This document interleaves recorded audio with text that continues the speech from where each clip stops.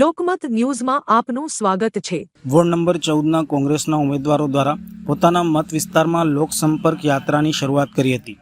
26મી એપ્રિલના રોજ યોજાનાર વડોદરા મહાનગરપાલિકાની ચૂંટણીને લઈને હવે ગણતરીના દિવસો બાકી રહ્યા છે, ત્યારે વોર્ડ નંબર 14 કોંગ્રેસના ઉમેદવાર દીપાબેન શ્રીવાસ્તવ, તીર્થ બ્રહ્મભટ્ટ, હેમાંગીની કોલેકર અને મોહમ્મદ જાવેદ દ્વારા આજરોજ વિસ્તારમાં ફેરણીનું આયોજન કરવામાં આવ્યું હતું। ફેરણી મહાદેવ તળાવ સહિતના વિવિધ વિસ્તારોમાં ફરી હતી।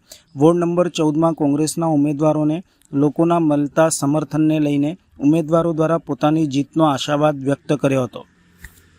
આજે અમે વોર્ડ નંબર 14માં ફેરણી કરી રહ્યા છે અને આટલા દિવસથી તો કામો થઈ જ રહ્યા છે। લોકોને ઘરે ઘરે આવકાર તો મળે જ છે અને એક અલગ ઉત્સાહ અને તેજ, જેમ ઘરોમાં તહેવાર આવી ગયા હોય એમ એમની આંગણે આવીને અમને મહેસૂસ થઈ રહ્યું છે।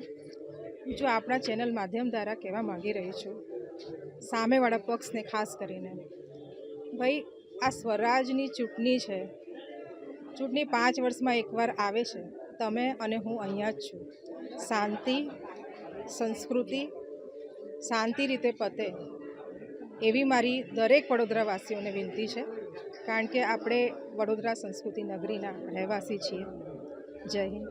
આજે મહાદેવ તળાવની પાછળની બધી સોસાયટીઓ છે, એનામાં અમે લોકો ફેરણી કરી રહ્યા છે ને આ વિસ્તાર એટલે પહેલાંથી 16 નંબરમાં હતો, હવે 14 નંબરમાં છે, પણ આ કોંગ્રેસ માટે એમનું ગઢ છે।